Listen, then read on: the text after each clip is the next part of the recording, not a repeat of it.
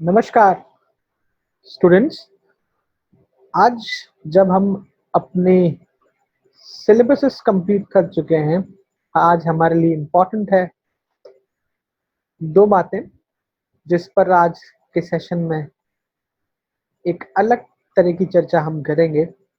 पहला कि किस तरह से हमको अपना एग्ज़ाम्स की तैयारी करनी है, और दूसरा किस तरह से हमको अपने आप को जो एंजाइटी है, जो स्ट्रेस है, उससे उभरना है।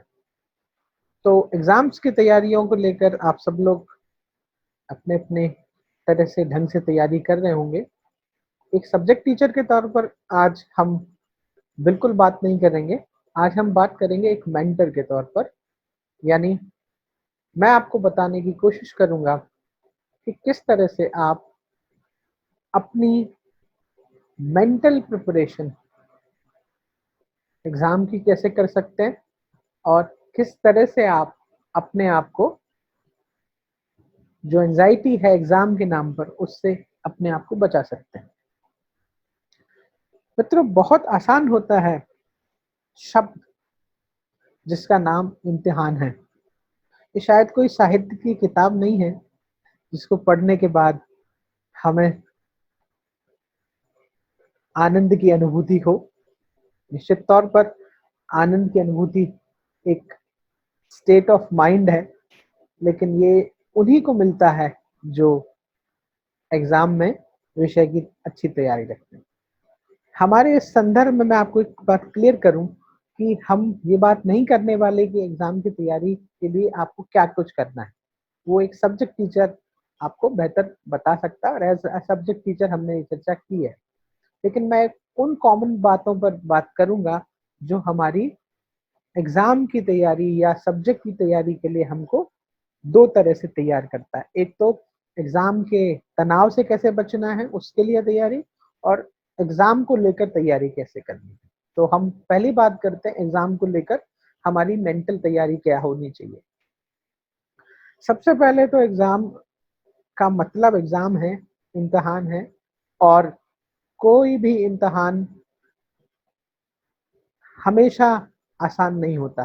तो मेंटली अपने आप की मानसिकता को तैयार करिए कि मुझे एग्ज़ाम देना है, और कोशिश मेरी ये होनी चाहिए इसमें मैं अच्छे से रिज़ल्ट दूँगा। इसके लिए आपका मेंटल प्रिपरेशन, आपकी जो प्रोसीजरल प्रिपरेशन है उससे बहुत ज़्यादा इम्पोर्टेंट है।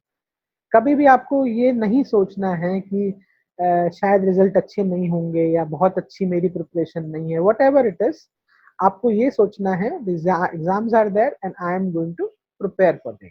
ये आपकी सोच होनी चाहिए। चाहे आप स्कूल के लिए प्रिपेयर प्रिपेयर कर रहे हैं, या यूजी लेवल के लिए, या पीजी लेवल के लिए, इवन कॉम्पिटिटिव एग्ज़ाम्स।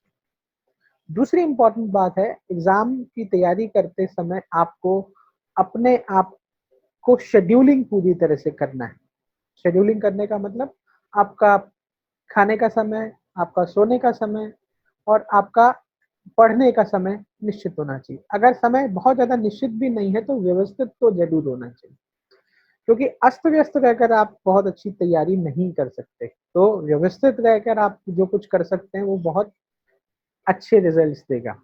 और व्यवस्थित होकर अगर आप 4 दिन, 5 दिन या 1 हफ्ते या 15 दिन पढ़ते हैं, तो उसके बहुत अच्छे रिज़ल्ट्स होते हैं।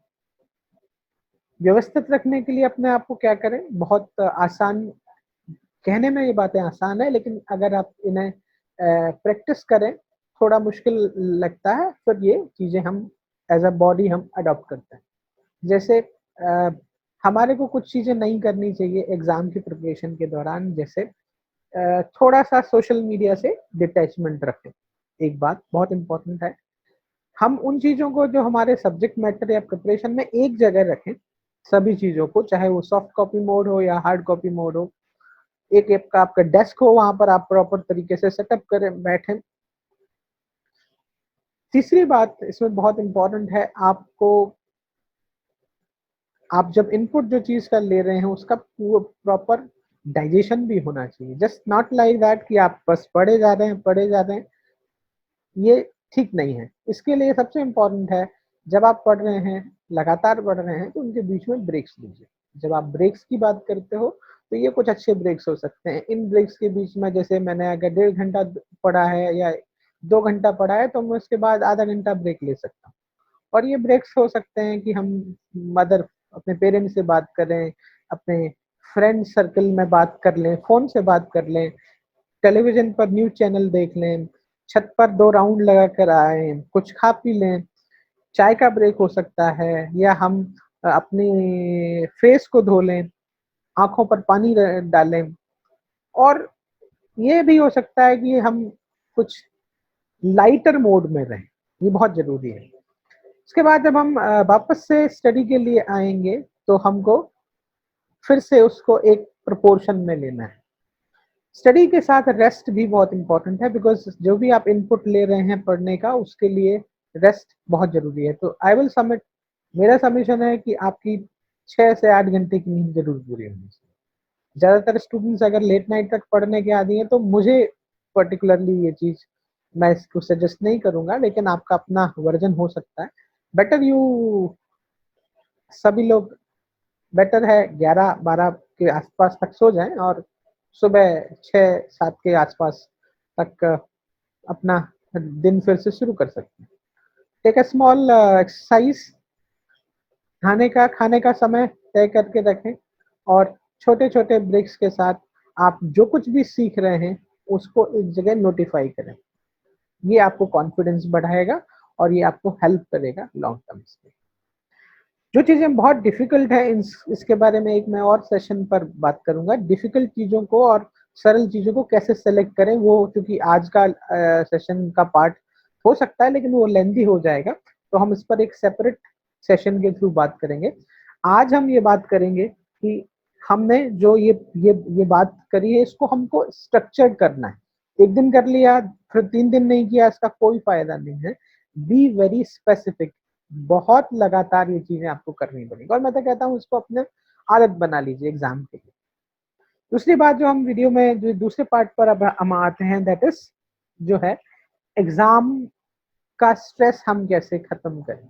सबसे पहले डर 2 तरह का होता है साइकोलॉजिकली, हम किसी चीज़ के दबाव में अच्छा करते हैं और किसी चीज़ के दबाव में बिखर जाते हैं। तो हमें दबाव उतना लेना है जो हमारी चीज़ों को अच्छा करे। कोई भी इंसान कंप्लीट नहीं है और कोई भी इंसान बिल्कुल ज़ीरो नहीं है। आप अपनी कैपेबिलिटीज़ के ऊपर अपने सब्जेक्ट के साथ को जस्टिफ़ाई करिए। हाँ, मेहनत में कमी नहीं होनी चाहिए, लेकिन अगर कोई चीज़ बार-बार प्रयास करने के बाद अगर नहीं आ रही है, तो उस पर्टिकुलर सब्जेक्ट को लेकर स्ट्रेस में आने की बजाय उसके लिए अपने मेंटर से आप बात कर सकते हैं, या उसको हम बाद में डिस्कस कर सकते हैं, बाद के लिए छोड़ सकते हैं। दूसरा जो इम्पोर्टेंट फैक्टर होता है कि हम याद कर लेते हैं, भूल जाते हैं।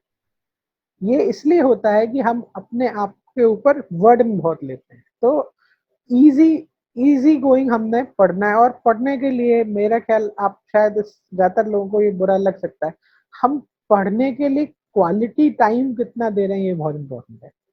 मैं बिल्कुल नहीं बोलूँगा आप 3 घंटे पढ़िए, 4 घंटे पढ़िए, आप भले 2 घंटे पढ़िए, 1.5 घंटे पढ़िए, 1 घंटा पढ़िए, लेकिन आपका कंसंट्रेशन स्टडी के ऊपर होना चाहिए। सब्जेक्ट के साथ इंटरेस्ट होना चाहिए। दूसरा जो बहुत इम्पोर्टेंट है स्ट्रेस को ईज़ आउट करने के लिए, कभी भी चीज़ों को नेगेटिव नहीं लेना है। सकारात्मक सोच आपको रखनी है कि बहुत सारी चीज़ें हैं और मैं एक प्रोसेस के अंदर हूँ और मैं अपना काम पार्ट कर रहा हूँ। और यकीन मानिए कि अगर आप ऑनेस्टली किसी किसी प्रोसेस को कंप्लीट करते हैं, तो चीज़ें कोप अप होने लगती हैं। कुछ चीज़ें नेचुरल प्रोसेस के साथ होती हैं। स्ट्रेस को मैनेज करने के लिए आपकी नींद बहुत ज़रूरी है। So do not take up phobia, आपसे बढ़कर कोई कोई नहीं है, कभी भी सोचिए। और एग्ज़ाम हॉल में आपको हमेशा अपने बारे में सोचना है, हालाँकि इस पर एक और सेशन में इस पर रखूँगा, लेकिन हमेशा सोचना है कि आई एम द वन जिसको अपनी एबिलिटी से काम करना है, क्योंकि यकीन मानिए हम शायद क्लासरूम में तो ठीक लगता है एग्ज़ाम रूम में कि भई मेरे को ये चीज़ नहीं आ रही है, आपको आ सकती है। लेकिन हम वहाँ ये नहीं सोचते कि शायद अगले व्यक्ति को हमसे, आप समझ सकते हो मैं क्या कह रहा हूँ। मेरा कहने का मतलब है, हो सकता है हम अपने दिमाग से बहुत अच्छी चीज़ें करेक्ट कर रहे हो और अगले इसके विश्वास में आके हमने उस चीज़ को, उस प्रश्न को, इस आंसर को गलत कर दिया। तो बेहतर है हम अपने आप पर कॉन्फिडेंस रखें और एक अच्छी हेल्दी लाइफस्टाइल एग्जाम के दौरान रखें, अच्छी डाइट रखें। मैं बैलेंस डाइट की बात करूंगा। अभी गर्मी का सीजन है तो ज़्यादा से ज़्यादा लिक्विड लिक्विड जिसमें स्पेशली वाटर, पानी ज़्यादा से ज़्यादा पीना है आपको। आप यंग हैं तो अगर स्वेटिंग करते हैं, एक्सरसाइजिंग करते हैं तो आप कोल्ड ड्रिंक्स और फ्रूट जूसेस और इस तरह की चीज़ें ले सकते हैं। that will help you and try to give yourself half an hour for your yoga, meditation or some physical exercises. Better है कि आप अपने कुछ घर ब्रेक्स में घर के कुछ काम कर सकते हैं या अपने पेरेंट्स के काम में थोड़ा मदद कर सकते हैं और जो कुछ भी जो आपको हेल्प करता है। Better believe in yourself, don't think कि मैं नहीं कर सकता और दूसरा मेरे से बेटर है। यहाँ जब इंफीरियोरिटी कॉम्प्लेक्स या कंपैरिजन हम करते हैं तो बहुत सारी चीजें हम अपने साथ गलत कर रहे हैं। तो आज के सेशन में for all the type of students जो सब तैयारी कर रहे हैं एग्जाम के लिए, तो उनको हमने मेंटल या मानसिक तैयारी कैसे करनी है वो हमने उससे बात की। दिनचर्या को सही रखकर, अपने आप को करेक्ट करके, हैबिट्स को करेक्ट करके और स्ट्रेस, एग्जाम को एक डर के तौर पर नहीं, एग्जाम को एक चैलेंज के तौर पर लेना। कोई भी चुनौती बड़ी नहीं होती, व्यक्ति कोई हारता नहीं है अगर वो डरता नहीं। तो फियर को अपने अंदर से, एंजाइटी को अपने अंदर से निकालिए। I wish you good luck, thanks, thumbs up to you all and I believe सब लोग अच्छा एग्जाम में करेंगे। सब्जेक्ट्स ज्यादा इंपॉर्टेंट नहीं है, इंपॉर्टेंट लाइफ है और लाइफ के लेसन हैं। तो अगर आपने कुछ अच्छी प्रैक्टिसेस लाइफ के लिए डेवलप कर ली तो डेफिनेटली ये एग्जाम की प्रिपरेशन शायद आपके लाइफ के एग्जाम के लिए काम आएगी। इन्हीं शुभकामनाओं के साथ फिर मिलते हैं किसी बहुत अच्छे इंपॉर्टेंट टॉपिक के साथ। धन्यवाद।